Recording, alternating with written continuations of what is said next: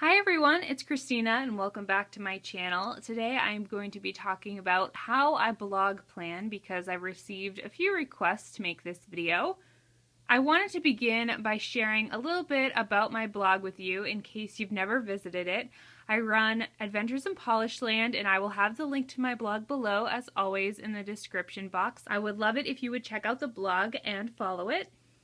Adventures in Polishland is a lifestyle blog with a beauty focus. It's been running for over 4 years now, and I started out primarily as a nail polish blogger. I grew to be a beauty blogger, and then since August, I think, of 2015, I decided to become a lifestyle blogger, but because I still love nail polish and beauty, that's what I talk about most. I blog 5 days a week, Monday through Friday. On Mondays, Wednesdays, and Fridays, I talk about something beauty related. Lately, that's been nail polish because I am going through a huge nail polish declutter at the moment, and I've been sharing that in detail on the blog, but I also review makeup, I do hair care reviews, skincare reviews, and other types of beauty posts. And then on Tuesdays and Thursdays, I talk about anything going on in my life that I want to share that's not beauty related. This year, I've been talking a lot about books. I've been reviewing books a lot just because I've been a reading machine. But I also post recipes, I talk about travel, whatever is going on in my personal life that I want to share with you, that goes up on Tuesday and Thursday. And my first tip for all of you is definitely to create a blog schedule. Now, if you're new to blogging or you're just really busy, you might want to blog 1 day a week. That is completely fine. Pick a day that works for you and always schedule your blogs to go live on that day at the same time. My blogs go live at 9 a.m. if you're wondering. You can blog 2 days a week, 3 days a week, whatever works for you, but because blogging is such a huge part of my life and has been for the past 4 years, I choose to blog 5 days a week, which is why I really need to be organized. So I'm going to open up my Erin Condren Life Planner to my June monthly spread. The monthly spread is definitely the best tool for planning out all of my blog posts. I first got this idea from Kayla over at Microscope Beauty, and I will link to her channel just to cite her.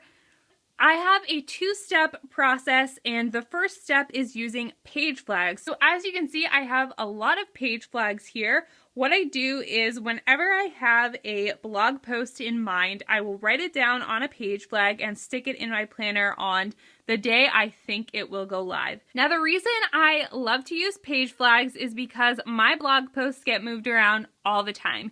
You can see that this one here is purple while all the rest are gray, and that's because this was originally in May, but it got bumped to June because I moved my schedule around. The page flags are essential because I am constantly moving them around.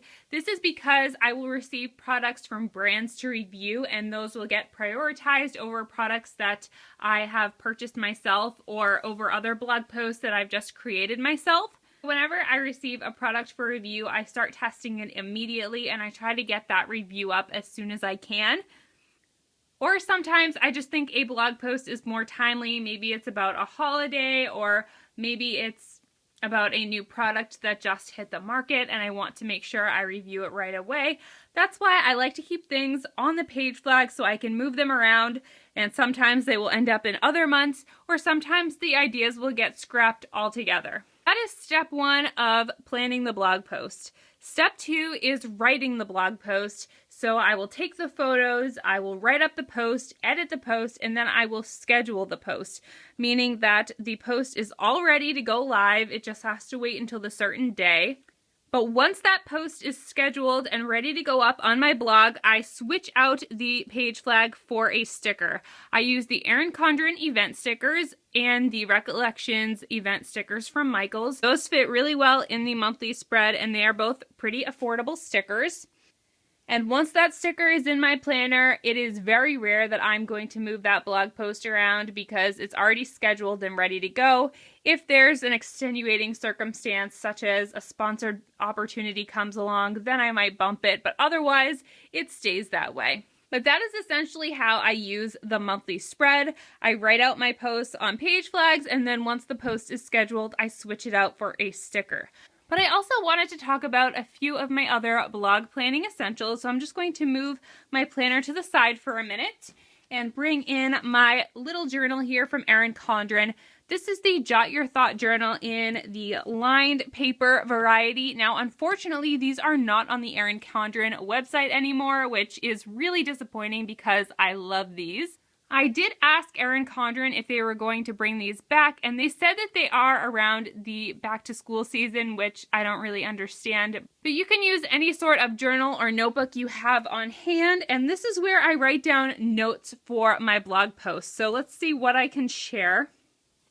Okay, I can share this with you. I just want to make sure that anything I have for upcoming posts or for side projects isn't shared, but this is totally fine. So all I do is I write down the date and I write down the blog post title, and then I will write down any notes that I have for the blog post. This was my January favorites. I just listed them out so I could keep track of them. I also did a post about my 5 makeup brushes that I use every day, so I just wrote them down in here so I would have them on hand. Here's another page that I can share with you. It's just notes for any blog posts, things that I want to plan in advance before writing up the post. This journal doesn't get used all that often, but it is great to have on hand whenever I want to take notes in advance of writing a blog post. I also want to quickly go back to my Erin Condren Life Planner because in the back in the notes section, I do have an area where I write down blog ideas. I don't use this as much anymore, but it was really helpful for a while.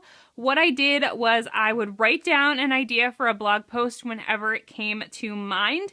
And I would just keep a running list, and every time that I actually wrote that blog, I would cross it off and write the date that it went live. And a couple of times I just X'd them out because I didn't end up doing those blog posts. I see new bloggers all the time saying that they've run out of ideas, so if you're a new blogger especially, this is going to be really helpful for you. Or if you're a veteran blogger who is going through a bit of a slump, definitely keep a notebook or your planner with you at all times, and whenever you get a blog post idea, immediately jot it down because you don't want to forget it later. Now, the last tip that I have for blog planning is to get 2 bins. This is going to work out for beauty bloggers. It can be adapted for other bloggers, I'm sure, but this is mainly for beauty bloggers. I have 2 different bins that I use to store my blog products. This bin is the one that I keep in my bathroom, and it has all of my product empties because I am doing 365 days of empties this year, so I share my empties at the end of every month. And then it is also home to all of my disappointing products. So these are products that I've tried, but I am ready to toss them, but I do want to talk about them in a blog post and share with you why they didn't work for me. So this lives in my bathroom, and that's where I store all of my empties and the product fails. But I also recommend having another bin that you keep in your workspace, and that's where you put all of the products that you need to blog about. So if they just came in from a brand, or if you just bought them and you want to take product shots, that's where you put them. I find that really helpful because you can visualize all of the different products that you want to talk about without having them scattered all around your house. This is just another great tip for planning ahead for your blog. So that wraps up my blog planning video. I hope you guys found it helpful. If you have any further questions about blogging or blog planning, definitely don't hesitate to ask them in the comments. If I get a lot of questions, I might do a blogger Q&A on my blog or on my YouTube channel if it has to do with planning. I've been thinking about sharing a bit more about my blogging tips on my blog as well, but I don't consider myself to be a professional blogger. I am not a top blogger by any means. I don't make a living off of blogging. I might make a few dollars here and there, but it's definitely not my full-time job. Nonetheless, I have been doing it for quite a while, so I think I have some helpful advice for you guys. So if you have any interest in learning more about my blogging journey, don't hesitate to let me know by giving this video a thumbs up. That's going to be it for today. Thank you guys so much for watching. If you're not subscribed, make sure to hit that button down below. I post new planner related videos every Tuesday and Saturday, and sometimes on bonus days as well. Thank you all for watching. I appreciate each and every one of you, and I will see you in the next video. Bye!